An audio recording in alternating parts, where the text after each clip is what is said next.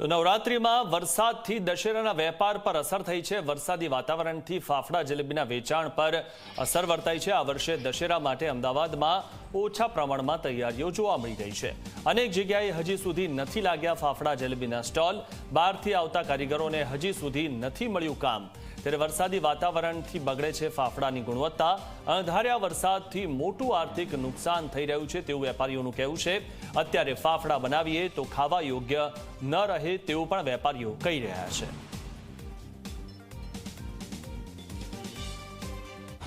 વરસાદની અસર દશેરાના દિવસને પણ જોવા મળી રહી છે। ખાસ કરીને ફાફડા અને જલેબીના ધંધા ઉપર મોટી અસર છે। આપણી સાથે શહેરના એક પ્રસિદ્ધ ફરસાણ માટના વેપારી છે, આપણે તેમની સાથે વાત કરીશું। આ વખતે ફાફડા જલેબી કેમ જોવા નથી મળતા, એડવાન્સમાં મળતા, શું મુખ્ય કારણ છે?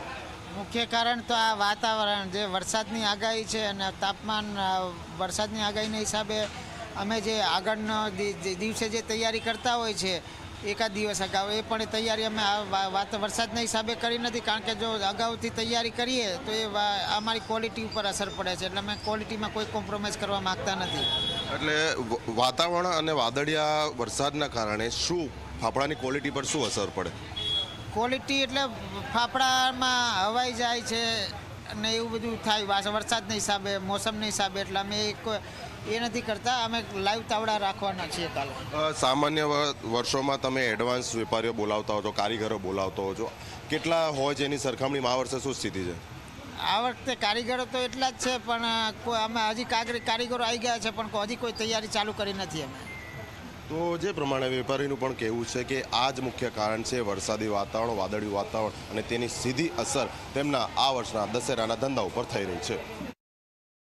આવતીકાલે દશેરાનો તહેવાર છે, પરંતુ દશેરાના તહેવારની કોઈ જ પ્રકારની રોનક હાલ માર્કેટમાં જોવા નથી મળી રહી। એટલા માટે કારણ કે વાદળિયું વાતાવરણ છે, વરસાદ સમયાંતરે આવી રહ્યો છે અને તેની સીધી અસર ફાફડા અને જલેબીની બનાવટ અને તેના વેચાણ ઉપર થઈ રહી છે। જી હા, હું અમદાવાદ શહેરના પ્રસિદ્ધ એવા એક ફરસાણના સ્ટોર ઉપર ઉપસ્થિત છું કે જ્યાં સામાન્ય દિવસોમાં અને ખાસ કરીને દશેરાને લઈને વિશેષ તૈયારીઓ થતી હોય છે। દુકાનમાં પગ મૂકવાની જગ્યા ન મળે એ પ્રમાણેની પરિસ્થિતિ હોય છે। એક્સ્ટ્રા સ્ટોલ લાગતા હોય છે, બહારથી કારીગરો આવતા હોય છે, પરંતુ આપ જોઈ શકો છો હાલમાં દુકાનમાં જે રોજિંદી ગ્રાહકોની અવરજવર હોય છે તે જ જોવા રહી છે। બીજી તરફ બહારની તરફ આપ જુઓ તો પ્રવેશદ્વાર કે જ્યાં ભૂતકાળમાં અહીંયા એક સાથે સ્ટોલ લાગેલા હતા, કારીગરો સતત ફાફડા બનાવતા હતા, તેની જગ્યાએ આ ખાલી જોવા મળી રહ્યું છે।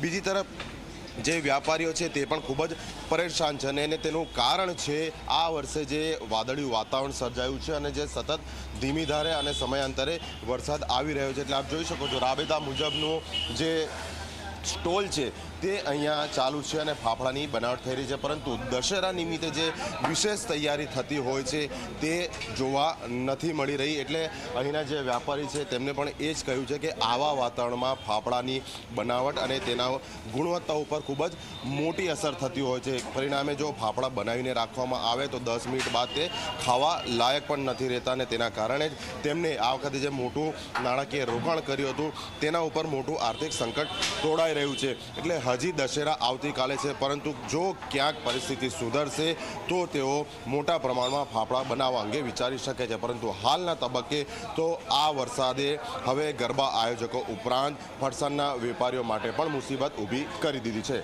કેમેરા પર્સન SP શર્મા સાથે અર્પણ કાયદાવાલા, ઝી મીડિયા, અમદાવાદ।